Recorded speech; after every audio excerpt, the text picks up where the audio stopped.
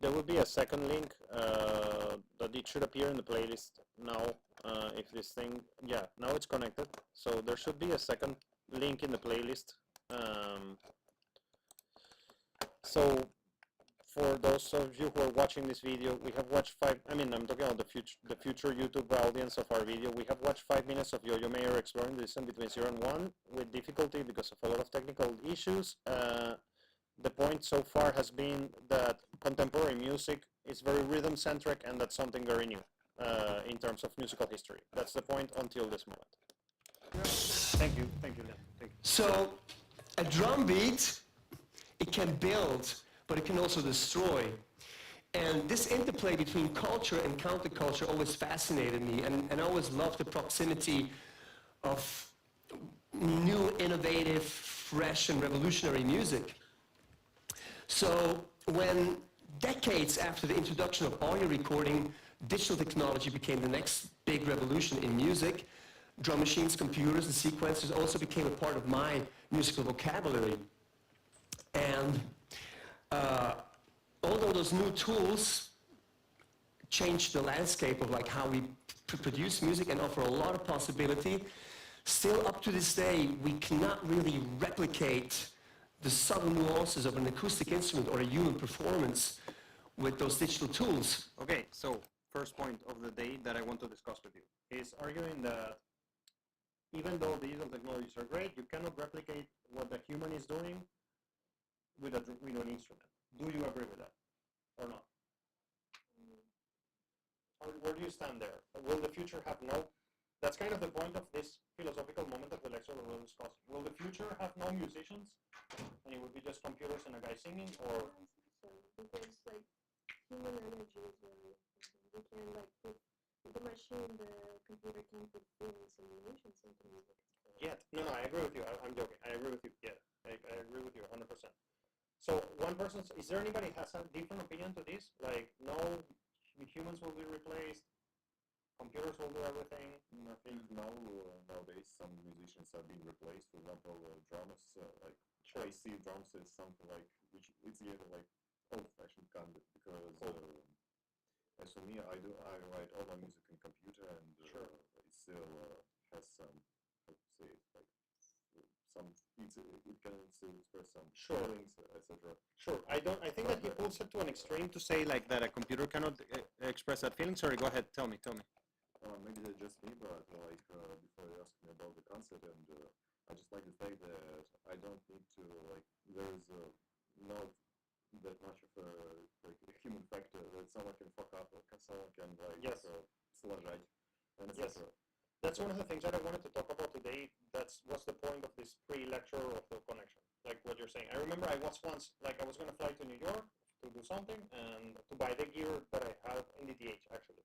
I was going to fly to New York to do something, and the night before my flight, I got a message from somebody like, hey, you want to play in Brooklyn tomorrow? I was like, yeah, I have an electronic music project. And I was like, cool, I don't need to ask musicians, can you come with me, make a rep? I just go, connect my laptop, play, and that's great. It has a positive.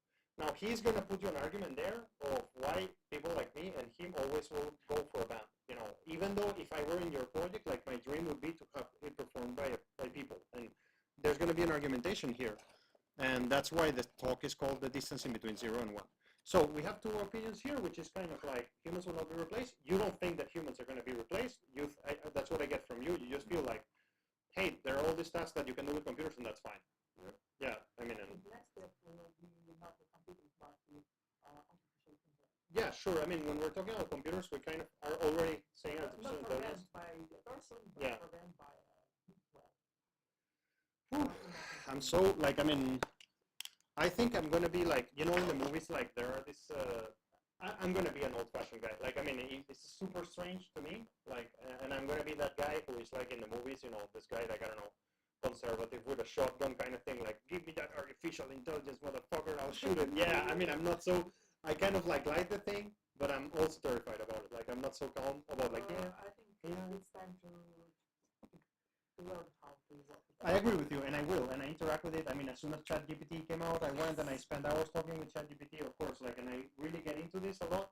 And there are like artificial intelligence systems for music, and that's really interesting. I agree, but last night I saw. Have you seen these dogs that are like robot dogs? Like they're really advanced. Like have you seen them? These yellow dogs that are kind of like. Yeah, like yesterday I saw a tweet which was like, it was like the targets where you need to shoot this thing to switch it off. You know, like in case you have to know that information. It's like, here is the CPU. And it was like, and I was like, great. I like to know. No, look, I love artificial intelligence. I'm not against this. I just, I don't know, man. I just feel that we gotta be.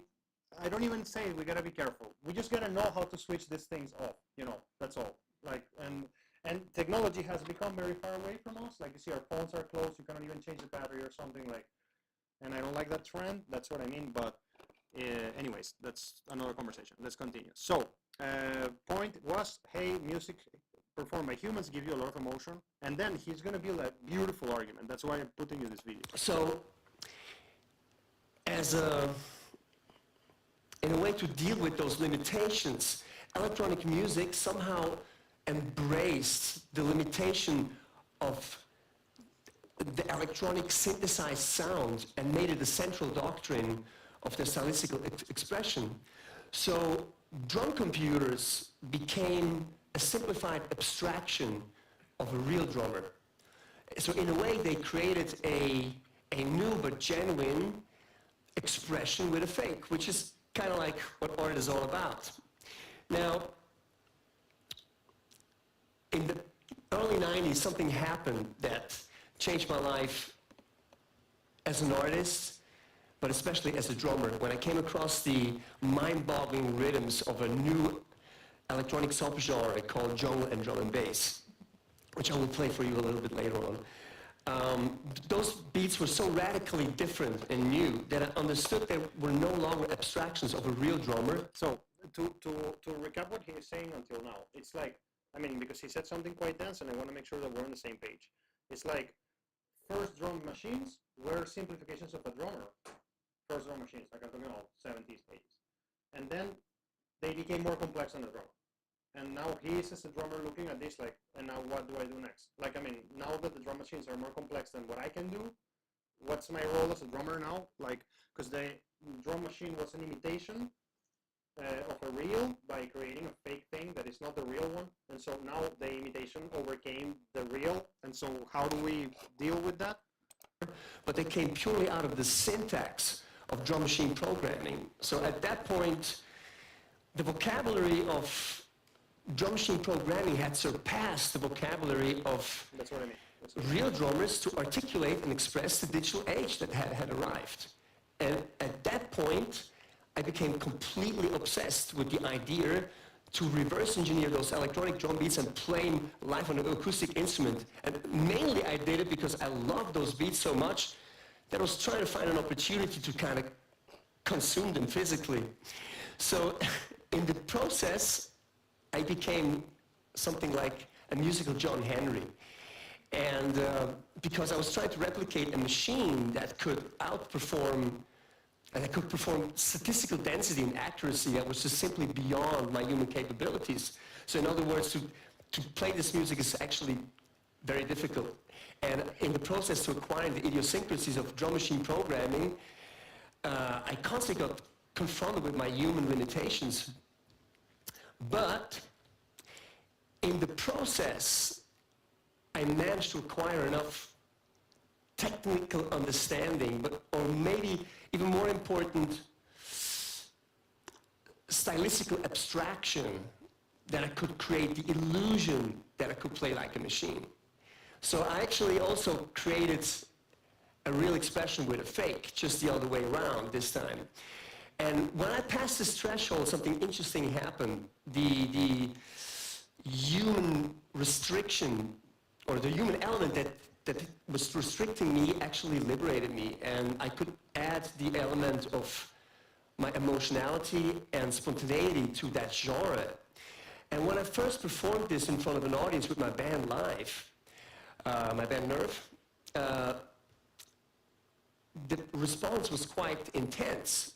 So I had an idea that I was onto something, and eventually I figured that something was pointing to the difference in the creative process between programming a automated musical performance or performing music live? So we're going to answer a question here with him. And for me, that's a settled debate. I mean, like what he's going to say next, it became like a law of music to me.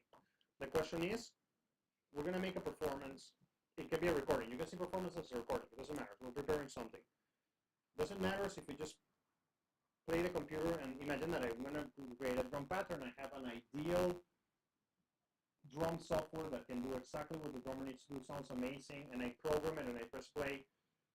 Is there a reason to go and find a drummer and perform the thing in real life, or in the context of what we're talking today, to set up a band? Like, that's why I'm putting this conversation before the recording. So I drop this question to you. Like, imagine a perfect drum software.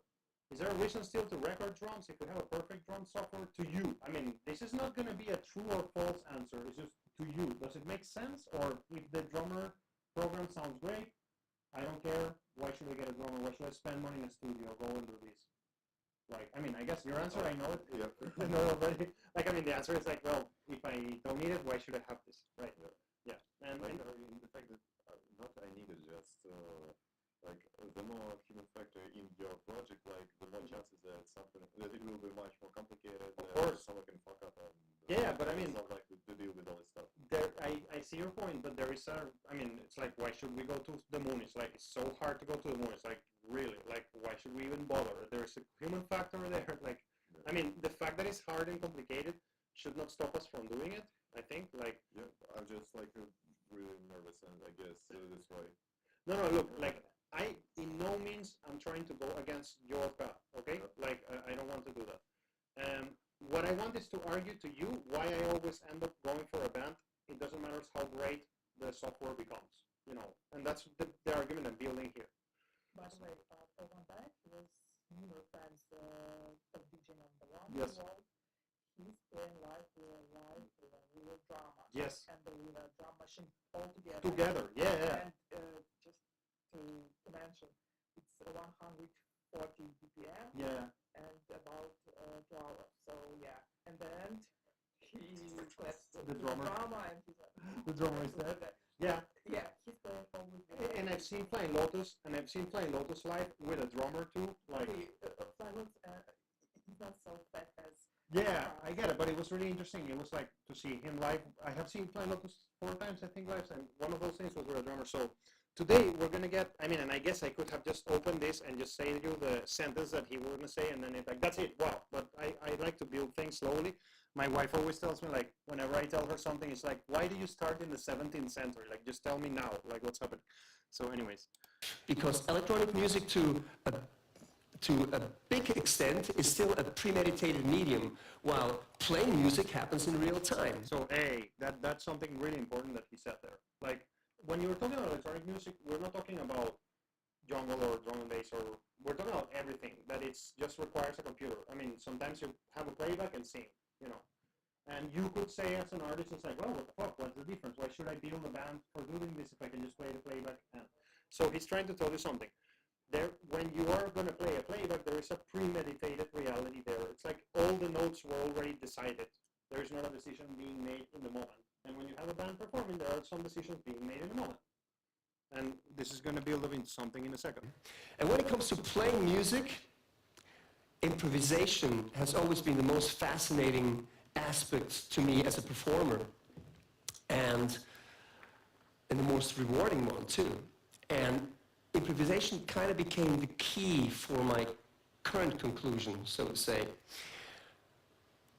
Drum machines and computers and all digital media are binary machines or systems, which means they compute tasks by deciding between yes and no, or in digital language that relates to 0 and 1. Now, when we program an electronic piece of music, or an automated piece of music, then we also enter a decision-making process.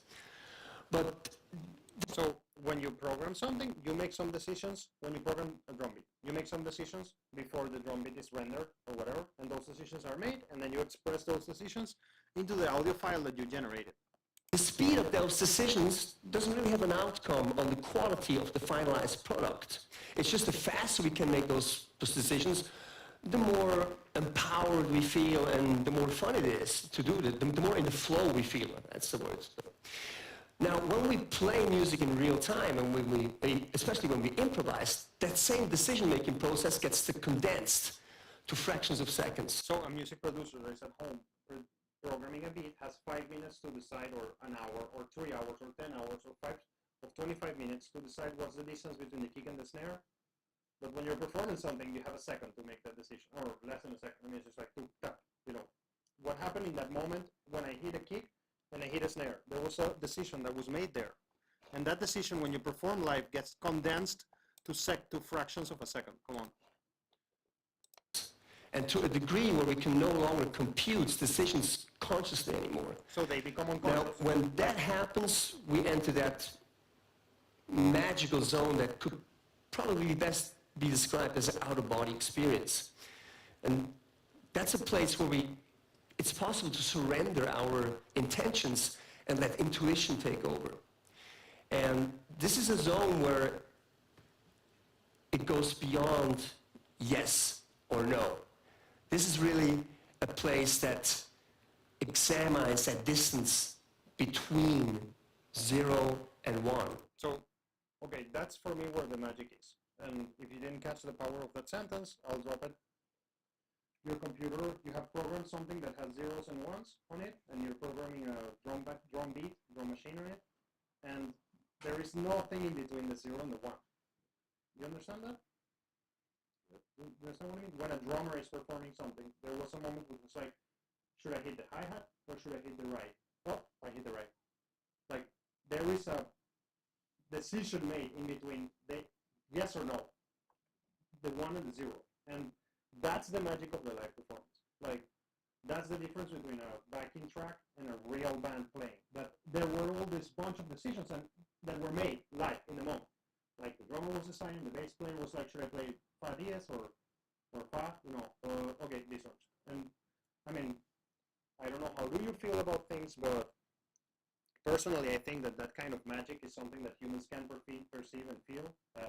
I would like to know your opinion about that. I think that's why for one like they plays with a drummer, because when you put 25,000 people in an auditorium, you put a huge speakers, and then you have a drummer doing something, and the drummer is like, I'm going to do this and then that, and then an energy is projected outwards that is, I wouldn't say that it's impossible to replicate with computers, but I don't know, like, my wife has a really cool idea about artificial intelligence, and it's connected to what we're discussing. It's like she doesn't believe that it would be possible to have a conscious being. This is a very light talking. She's not saying it so seriously.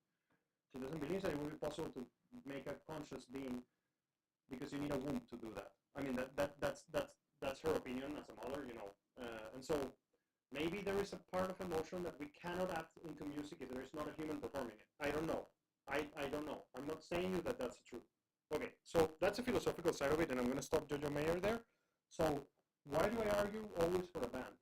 Well, because a decision was made in the moment, and I think that the audience can feel it, the people who hear the record can feel it, and then we have to put together bands as much as we can. That's why Kendrick Lamar, you see Kendrick Lamar, he plays with a band. Like they all play with a band, because it's obviously better.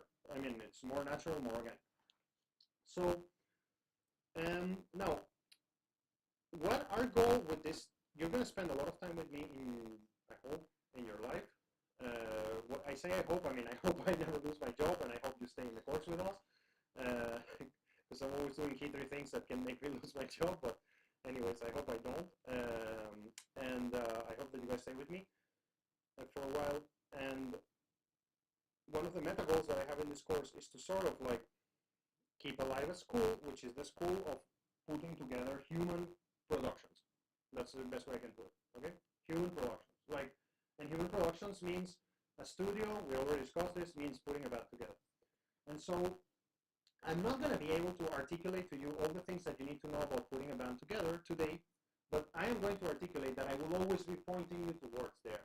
That's kind of what I'm trying to say with this. And in this moment, I have articulated the reason why, because of those decisions. Even if you're making electronic music, I would kind of end up trying to always record a drummer, record a bass player, record a person playing, not programming things, you know, you live in a very special case, and I admire that case a lot. I'm not against that case. I'm just insisting on that.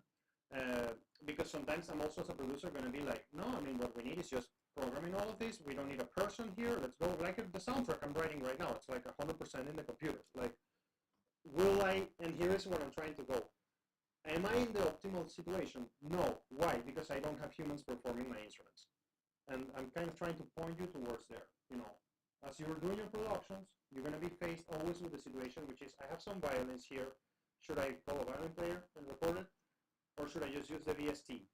And every time you say, I'm going to use the VST, you're sacrificing your production. And you're going to have to do it a lot. Because like me right now, I'm making an orchestra piece, and I got paid 300,000 rubles for that. And if I go and hire an orchestra, it's going to cost me like $500,000 or something. So I'm going to lose all my money. So, I mean, there is no reason to do it. But in an ideal world, we're always going to tend towards a band. Do you have any questions, like, before I drop this idea? Again, the idea today was why I always will go towards a band, and why I will try to make you a person that thinks like that across our relationship. Now, about putting bands together and setting up stuff, like, do you have any questions you would like to ask about this? Like, I mean, about the procedure of putting a band together, and what are the steps that are needed, or you have this clear, have you done it before, you know, to put a band together that performs something? None of you have ever done this. You have. Like, tell us about your experience. Was it hard? Was it difficult? Was it hard? Was it difficult? What was the hardest part? Окей, so... А можно на русском? Проще.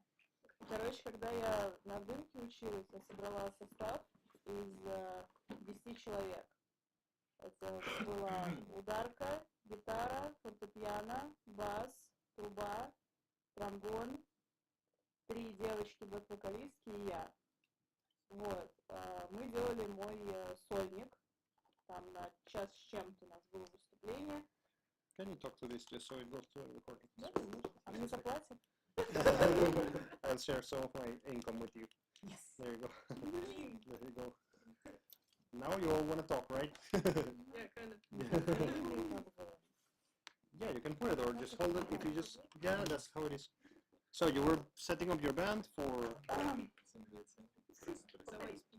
Хорошо, давайте еще раз на запись скажу. Да. В общем, ладно, когда я на дымке училась, у нас было очень много практики с живыми составами. То есть мы и на экзамены собирали составы, и там для своих выступлений, плюс еще, когда я ходила на джемы, то мы с живыми составами работали, потому что по-другому нельзя никак было делать. Если возвращаться к истории про состав из 10 человек, что самое тяжелое? Самое тяжелое — это когда у тебя нет, дело не в расписании, когда надо давать четкое ТЗ. То есть ты собираешь себе группу, и ты, допустим, говоришь, я хочу, чтобы вы сыграли такую-то программу.